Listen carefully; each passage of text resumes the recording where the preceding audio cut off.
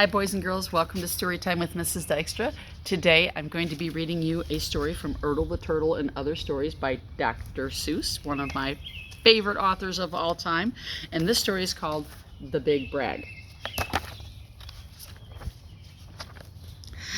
The rabbit felt mighty important that day on top of the hill in the sun where he lay. He felt so important up there on the hill that he started in bragging as animals will, and he boasted out loud as he threw out his chest. Of all of the beasts in the world, I'm the best. On land and on sea, even up in the sky, no animal lives who is better than I.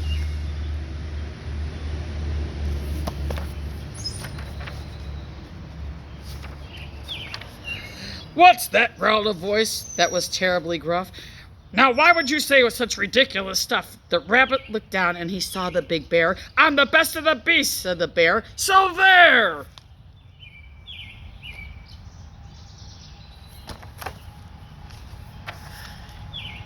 You're not, snapped the rabbit. I'm better than you. "Pooh," said the bear, snorted. "Again I say pooh. You talk mighty big, Mr. Rabbit, that's true. But how can you prove it? Just what can you do?" Thought the rabbit. Now what can I do? He thought, and he finally said, Mr. Bear, do you see these two ears on my head? My ears are so keen and sharp and so fine, no ears in this world can hear farther than mine.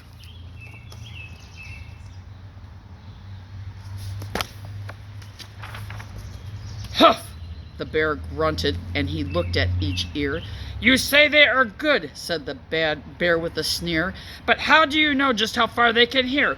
I'll prove it, said the rabbit. My ears are the best. You sit there and watch me. I'll prove it by test. Then he stiffened his ears till they both stood up high, and he pointed straight up at the blue in the sky. He stretched his ears open and wide as he could. Shh! I'm listening, he said, and he stood. He listened so hard that he started to sweat, and the fur on his ears and his forehead got wet.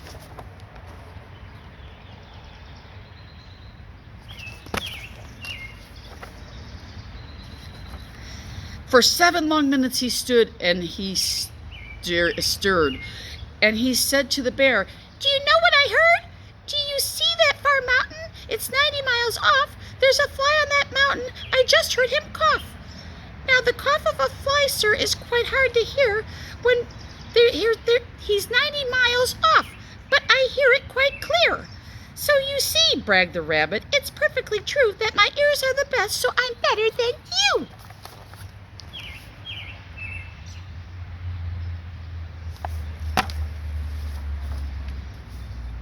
Okay, let's see what the bear does. The bear for a moment just scolded as he sat, for he knew that his ears couldn't hear things like that. "This rabbit," he thought, "made a fool out of me. Now I've got to prove that I'm better than he." So he said to the rabbit, "You hear pretty well. You can hear 90 miles, but how far can you smell? I'm the greatest of smellers," he bragged. "See my nose? This nose on my face is the finest that grows. My nose can smell anything, both far and near.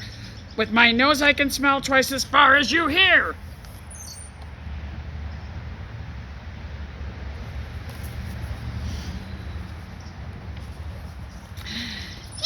snapped the rabbit. "I can," growled the bear. And he stuck his big nose way up high in the air. He wiggled that nose, and he sniffed and he snuffed, and he wagged his nose, and he whiffled and wuffed. For more than 10 minutes he sniffed and he snuffed.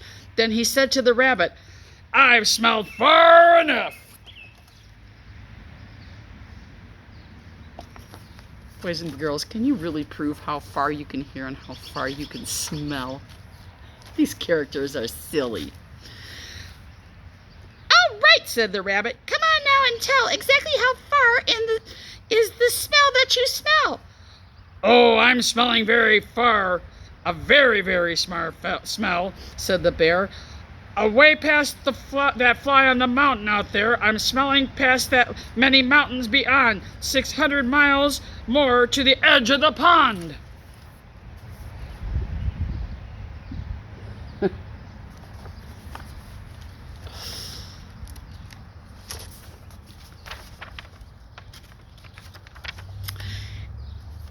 And way, way out there by the pond you can't see is a very small farm. On the farm is a tree. On the tree is a branch. On the branch is a nest. A very small nest with 2 tiny eggs that rest.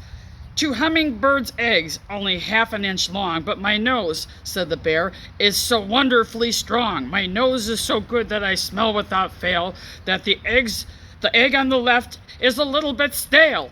And that is a thing that no rabbit can do. So you see, the bear boasted, I'm better than you. My smeller's so keen that it just can't be beat.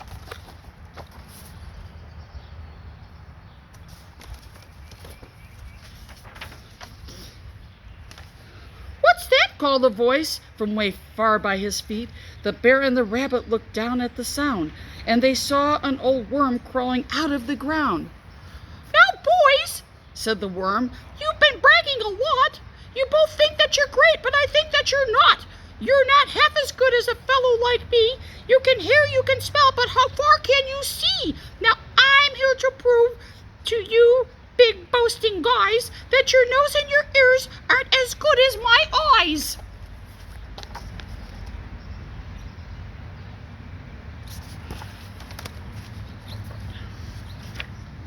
First of all, I don't even think worms have eyes, boys and girls.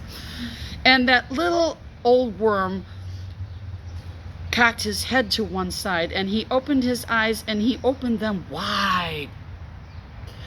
And they looked far away with a strange sort of stare, as they were burning 2 holes in the air. The eyes of that worm almost popped from his head. He stared half an hour till his eyelids got red. That's enough, growled the bear.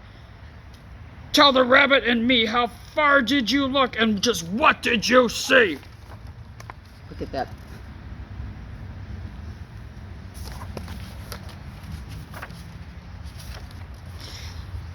Well, boys, the worm answered, that look that I took was a look that looked farther than you'll ever look. I looked across the ocean way out to Japan, for I can see farther than anyone can. There's no one on earth who has eyesight that's finer. I looked past Japan, and then I looked across to China. I looked across Egypt, then took a quick glance across the 2 countries of Holland and France. Then I looked across England and also Brazil, but I didn't stop there. I looked much farther still.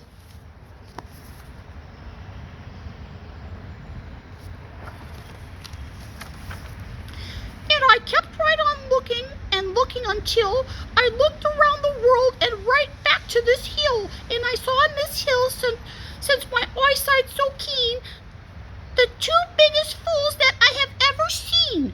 And the fools that I saw were none other than you, who seem to have nothing else better to do than sit here and argue who's better than who.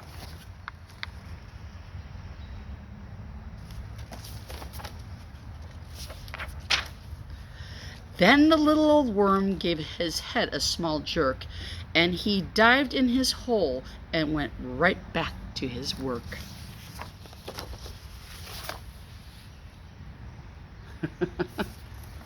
I hope you like this story, boys and girls. I want to know what you think Dr. Seuss's purpose in writing this book was. What was the author, Dr. Seuss, trying to teach you? Authors write for a purpose, and Dr. Seuss writes for some pretty good reasons. What do you think he was trying to teach you in this story? I'm sending you my love. I hope you're catching it. I hope you're holding it in your heart, because that's where I'm holding you. I'm thinking about you. I'm missing you, and I hope you enjoy the rest of your day. I love you.